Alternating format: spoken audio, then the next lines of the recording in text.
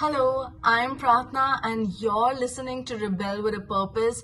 Thank you so much for joining this episode, and I'm so glad you're here because this episode is all about life coaching and busting some myths. Now, the idea of starting this episode and talking about this was because I met an uncle in a restaurant yesterday, and as soon as he saw me, he was like, "You're a life coach, right? So I need to get some advice from you soon." And I know this was all like a joke and it was for fun, but I really feel like majority of the people I talk to don't know exactly what life coaches do, and that's why I felt the need to create this episode. So let's get started. Starting off with what exactly is life coaching? How is it different from counseling, which is what I really want to talk about because a lot of people think it's one and the same thing and it's a word that's used interchangeably. However, life coaching and counseling is very different. Now, if you look at coaching, there are packages. There are like 3-month packages, 6-month packages where the coach helps you go through something to get to a certain goal or desired state at the end of the period. So it is a short-term package. Whereas if you look at therapy is generally goes on for years. Like it could be very, very long term. So coaching and therapy, the modality or the way to approach this is very, very different. Therapy focuses more on the past, more on talking about things that have been holding you back, whereas coaching is more future oriented and solution focused. I myself wanted to become a coach more than a therapist or a psychologist for multiple reasons. I was never really drawn to really studying the depths of the depression and anxiety because I, for one, have not been through depression on my own. So to like help someone else when they are going through depression or when they are going through like BPD or another mental illness, and I feel like I just don't know anything about it and I don't know where it's coming from, I just felt like it wasn't fair. I wanted to do something that could like help someone with everyday challenges, right? Because that's what I needed. I needed a coach when I was in college. I needed a coach when I was figuring out my career. I needed a coach when I started my own business. I needed a coach at so many levels, but never did I think I needed a therapist. I always looked at a coach. I always wanted a coach. I wanted a mentor to help me push forward and help me with my goals. So that's what I wanted to become. I wanted to become that for the other people who are in a similar scenario or situation just like me. So that is the main difference between coaching and counseling. Now, moving to age, okay, a lot of people have come to me and been like, you're just 23 and you're so young to be a coach, right? Valid. It's a valid thought. And the reason is because we feel like life coaches need a lot of experience of life before they can call themselves a life coach. Now, why this is wrong is because a life coach does not need to have all the answers to life. And trust me, even if you see a 40-year-old or 50-year-old man being a life coach and ask him on his answers on everything, it's not that he has all the answers. Life coaches don't give advice. This is what's related to it, right? Because we think that you need to be super knowledgeable, you need to have this many years of experience in order to give advice, right? We don't give advice. What we do is we ask powerful questions, and that's what we're trained in order for you to figure out the best answer for you using the resources within you. We believe that every individual has the ability within them to seek the answers themselves. And I hate it when people give me advice. I don't want all this gyan giving because firstly, if I've not asked for it, please don't give me advice. And secondly, I only take advice from people who I aspire to be like. So even when I look for life coaches, I look for people who I see either their mindset, the way they're living life, their lifestyle, right? Or their business is where I want to take my life, my mindset, or my business to. So that's how I decide on which life coach I want to be with, and also the values that I align, like whether our values are in alignment or not. So it really depends on all these factors. And age is just a number, and age has nothing to do with being a life coach or not. It's about being trained. It's about understanding how to really coach someone, and it's about your experience. So once you know how to do it, and I, for example, like since a very, very young age, I've always been a great communicator and an empath. Two really important skills that every life coach should possess. These skills have been so inherent to me based on my human design chart, which is based on my personality. These skills come naturally to me, which makes me a good life coach already. So my age is not really a limiting factor over here because I have been certified as a life coach. I have studied the science behind coaching, and I have coached multiple people and helped them in the transformation. So as long as you have the passion to coach someone else and you have the ability to help them transform their lives, that's all you need to be a life coach. Age is just a number, and age should never ever limit you to do anything in life. That's my personal belief. And also how it's related to not needing to know all the answers because you're not really giving advice. It's more of the approach and the way you go about coaching, which is different. Now, lastly, how does coaching help people, right? Like a lot of times we wonder how coaching helps people. How does it help them transform? How does it help them grow? Personally, with me, let me talk about my experience with coaches. Coaches have helped me increase my confidence by so much. They've helped me manifest things. They've helped me understand the mind, like how our mind really works, and thereby use it to my advantage. They've helped me market myself really well. They've helped me sell with amazing energy, not with a desperate energy. They've helped me be in alignment with my niche. I was struggling with, okay, what niche should I have, like in the coaching industry?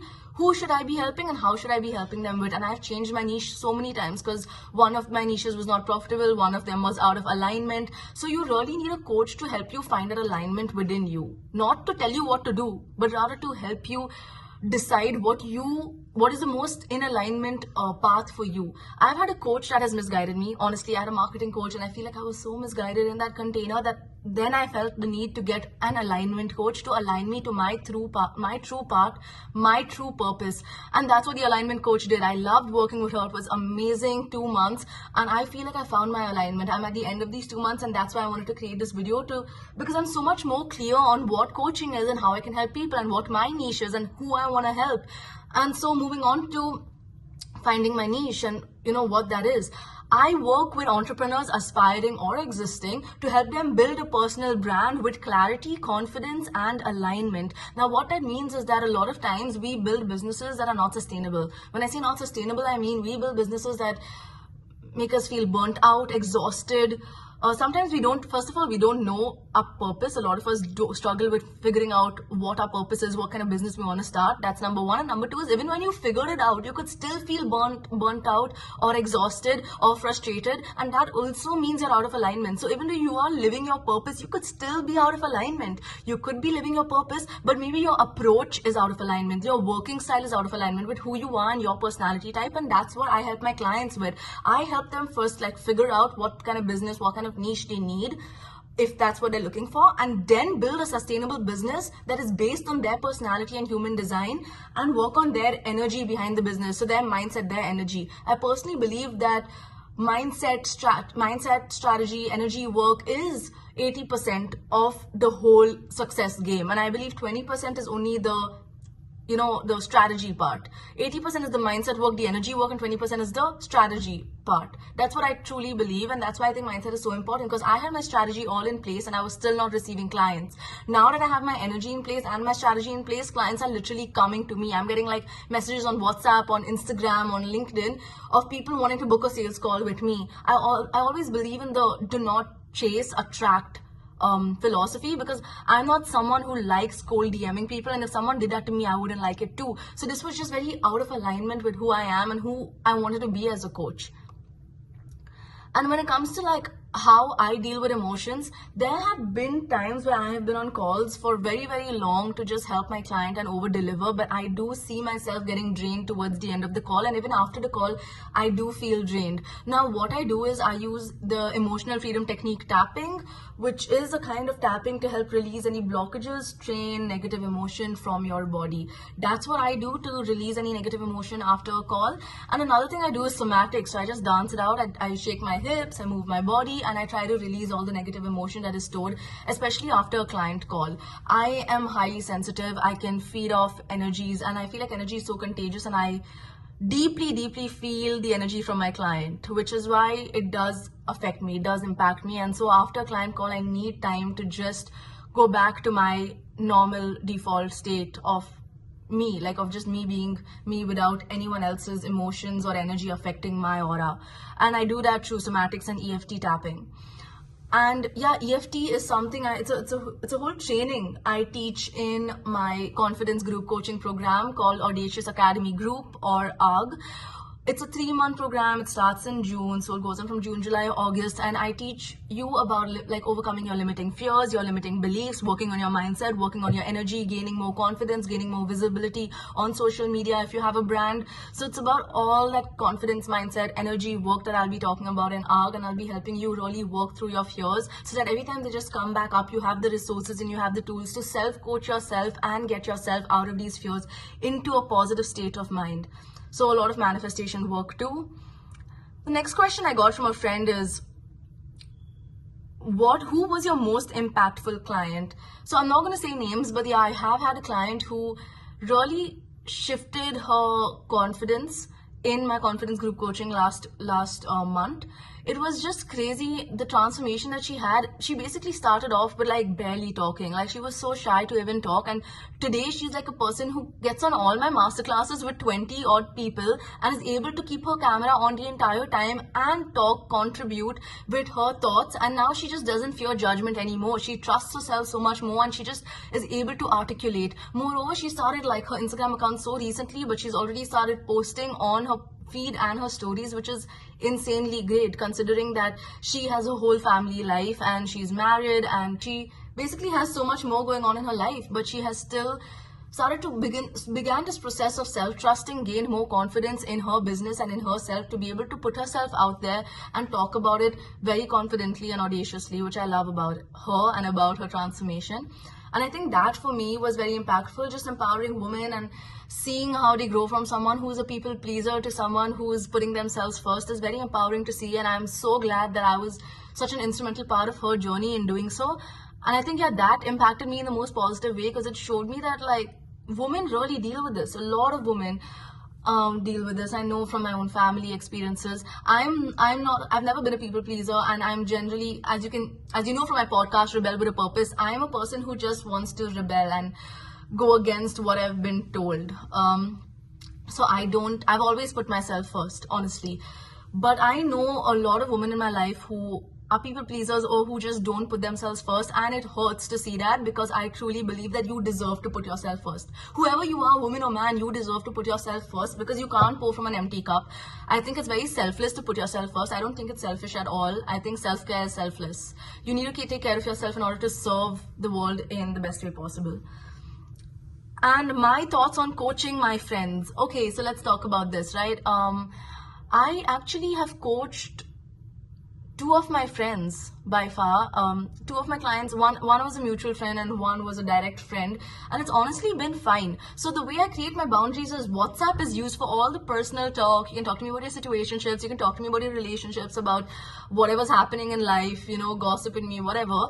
But Voxer, which is this other app I use, it's a walkie-talkie app, and that app is used for basically talking to me about only coaching matters, and even your name. Like, I call my friends with their pet name, right? So I will use your pet name on WhatsApp, but on Voxer you will always see me using your full name, because that's the kind of boundary I want to set with my friends if I'm coaching them, is that you only use this app if you have any coaching inquiries, and WhatsApp is all for the personal stuff. And that's how we shift it. And to be honest, I don't think it's a disadvantage or a bias. A lot of times it's been an advantage coaching my friends, because I know their past and I know where they're coming from, that it's so much easier for me to be empathetic towards them, that it's never come in the way. Honestly, it's aided the process of me coaching my friends. So I honestly think it's been fine. Like, it hasn't been that much of a big deal, honestly. It hasn't been a big deal at all. It's actually been helpful, as I said. So I think it's completely okay to coach your friends. I feel like therapy is different over here, and I guess doing a therapy session with your friend is a little weird.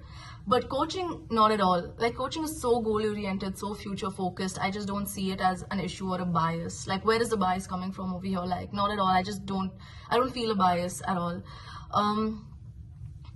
And then lastly, I wanted to talk about my journey as a life coach. How did I start? How did I find this career path? A lot of people have asked me this question, and I honestly would say that I've always been into spirituality. I actually found a video of myself like a few days ago from when I was 15 years old, reading a book on philosophy, and I'm like so passionate about it. I wish I could show you guys this video. It's so funny. But yeah, I was just so passionate about reading this book, and I remember how I did it, and I'm like, fast forward 10 years and I'm literally in the same industry, right? The philosophy, the life coaching, motivational speaking, and I love it, dude. Like, imagine if my entire life I've always been inclined towards this. It's an obvious path for me. Like, I have never second questioned it. As soon as I found out about life coaching and I found out that people do this for a living, it's a full-time thing, I immediately said, I want to do this for a living. I want to be a full-time life coach. And this realization happened in 2022. So basically 2.5 years ago, and 2022 beginning. So what happened is I used to post a lot of content from 2017 on Instagram, for fun. It was all philosophy, spirituality content. Then my account was growing really slowly. So I was like, okay, this is growing super slow. I probably want to, increase my reach. I want more people to see this content. And so I got myself an Instagram coach, worked with him. And the way I found him also was insane. I was trying to look for an internship in Singapore, and so this dude's also from Singapore, and I didn't know he does this for a living, but he did pitch it to me, and I was like, yeah, this is exactly what I need. This is exactly what I was looking for to grow my Instagram. And so he taught me how to grow my Instagram for a month, and then ever since my Instagram grew from 300 to 1,000 to now 2,000. And so using Instagram, I kind of met a lot of other life coaches because I was posting content that was similar to what other life coaches were posting, right? So that way I met a lot of other life coaches. I started networking with them. I started talking to them. I realized this is what people do full time, and they can actually live very comfortable lives being a life coach. And there's a lot of money in the industry. It's a growing industry. And also that people really need it, in today's world. So, and I felt very called to it. I was like, wait, I can definitely do this and I would love my life. And I would do this like even for free. Like when you know that you would do something for free, it's like, it's your passion, right? It's your calling. And that's how I felt with life coaching. And that's when I picked up and I worked with a coach that I found on Instagram for 3 months. And she helped me with my mindset, with my energy, with my business setup, like how to start it. So I took a break. Like I quit my job in Singapore, came back to India for 3 months before I had another exchange semester in Boston. So the 3 months summer period that I had, I used those 3 months to start my own business, to just test the waters in the Indian market and see how this is, right? How it's going. And honestly, I did work with an NRI from Canada. I worked with another girl from India. And it was really nice. Like even the fact that I got clients in 3 months of starting my business was like, wow, I didn't expect that. So I really enjoyed working with them. And then I just waited to graduate. Honestly, very honestly, I was just waiting to graduate so that I could continue doing what I was doing.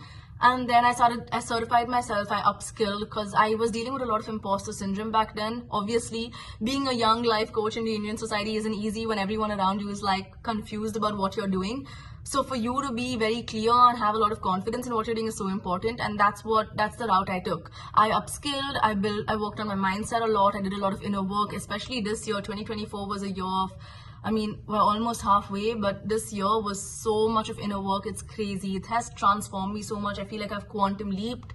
I've shifted my identity a lot. It's helped me work on my self-trust and my confidence issues. And that's exactly what I want to help my clients do now. And so, yeah, this year was a great year in terms of just gaining confidence and being able to put myself out as a very confident or very well-known life coach. And that's what I've been doing, and I've just really enjoyed the process of doing it. And I just want to I'm super grateful for my followers, for people who supported me on this journey. I've been working with 4 clients this month. I have 4 clients, and just to be in this place, this is like a dream. This is what my younger self wanted like 5 years ago, 4 years ago, even 2 years ago, right? When I figured it out, I was like, this is what she wanted. She wanted her own business. She wanted to be a life coach. She wanted to be working with clients and making money. And that's exactly what I'm doing. And I just love my business right now. I don't feel burnt out. I don't feel exhausted at all. I just go with the flow. I listen to my body a lot. I also have a lot of masculine structure. So I've set up a balance between my masculine and feminine. I'm still working towards being more feminine and allowing more flow and creativity into my life. But the process has been honestly very, very beautiful, and I wouldn't trade it for anything. So that's been my journey. If you have any more questions on my journey, I would be so happy to answer them.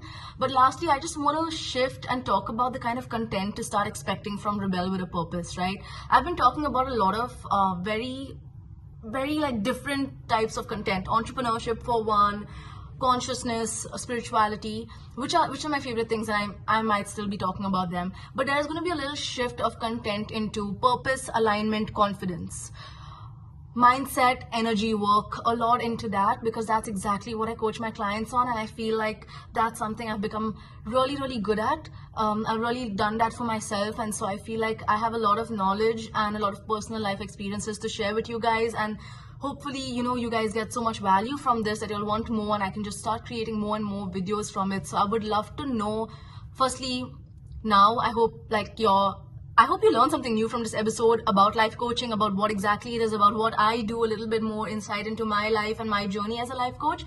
And further, if you have any more questions on life coaching, any more questions on the kind of content that I will be posting, and if you have any requests for a certain type of content, please DM me at Purpose with Pratna, or leave a comment down in this video if you're watching this on YouTube, and I would be more than happy to answer your questions and create more content that is going to value add to your life.